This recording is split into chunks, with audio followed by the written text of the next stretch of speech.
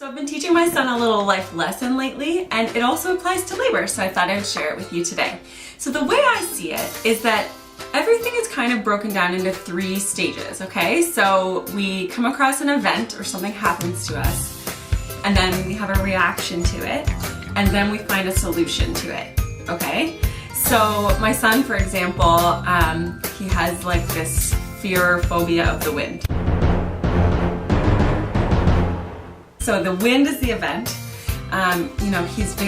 like, oh, the wind, oh my gosh, it's windy, it's making me cold, it's blowing the flag, it's blowing the umbrella, it's blowing my hair and my hat might blow off, and then, oh my gosh, what if the umbrella lifts up and the whole table blows away, and then, is it gonna rain because it's windy? He is stuck in that reaction phase, and some people are stuck in that reaction phase for their entire life. So I see it as my mission as his mom to teach him how to move on from that reaction phase as early as possible and find a solution. Like you could go in and get a sweater, and most times that solves the problem. Or if it's windy enough and he just can't stand it, you can go inside, and that's another solution. Finding that solution as quickly as possible and getting out of that kind of stagnant reactive energy is something that I really want to get across. And the way that applies with labor is that when a contraction comes on,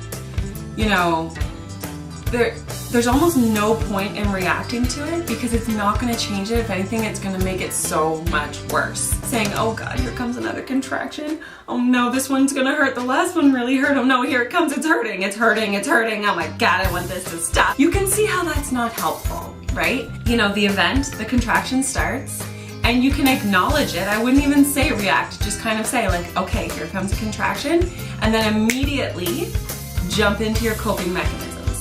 And if you don't have any coping mechanisms, that is where you need to get a little bit more training. If you want to see how I can help you with some of those coping mechanisms and getting you through labor, you can just click below for more information. But if you're due tomorrow and you don't have time to get my help, you can still use this mind trick that I've given you today. It's so simple, right? You can start to easily identify. It's like in labor and in life.